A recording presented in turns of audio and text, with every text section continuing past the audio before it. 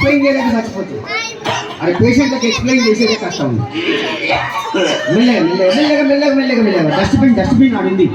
Dustbin వాడుకో. ఏంటి నాయన ఏమైంది? కూర్చో కూర్చో మొదలు కూర్చో. జర నీళ్ళు తాగు, జర మంచి కూర్చో. నీళ్ళు తాగు. ఏం కష్టం అవుతుంది? రక్తం పడుతుంది అని చెప్పినావా? అవును. మళ్ళీ రక్తం పడుతుంది నోట్ల నుంచి. ఆకుకూరలు బాగా తింటే రక్తం నీకు మొదలు రక్తం సరిగా లేకున్నది.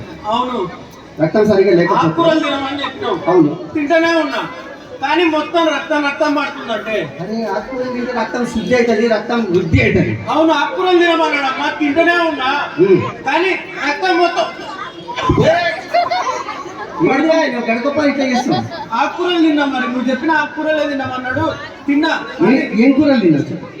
పొగాకు తిన్నా, దగ్గాకు తిన్నా, అట్లా ఈయన పీచు పదార్థాలు కూడా తినమన్నాడు. గంజాయి తినే? గంజాయి కూడా తిన్నా. మరి ఆకెక్కడ నువ్వే కదా చెప్పింది ఆకుకూరలు తక్కువ. ఆకుకూరలు అంటే అవి కాదురా, పాలకూర, సుక్కకూర, తోటకూర, మెంతెం కూర అవి తినాలి ఆకుకూరలు అంటే. అయ్యా మళ్ళీ గంజాయి గింజాయి తింటే పోలీసులు పట్టపై జైలు వేస్తారు. దొరికిందాడా? అయ్యో చెప్పు, అడ్రస్ ఇస్తే తీసుకపోయి జైలు వేస్తారు. ఈయన ఏమన్నాడంటే ఫైబర్ ఫుడ్ కూడా తినమన్నాడు. అవును. పీసు పదార్థాలు తినమన్నాడు. అవును. పీసు పదార్థాలు అంటే అవి కూడా తిన్నా.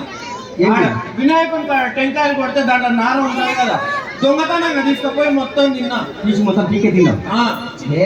పీకలలో అది పీచు పదార్థాలు అంటే మంచిగా పీచు బాగా పొందేటటువంటి పిండి పదార్థాలు, ఫైబర్ పదార్థాలు ఏమి ఎక్స్ప్లెయిన్ చేయాలి.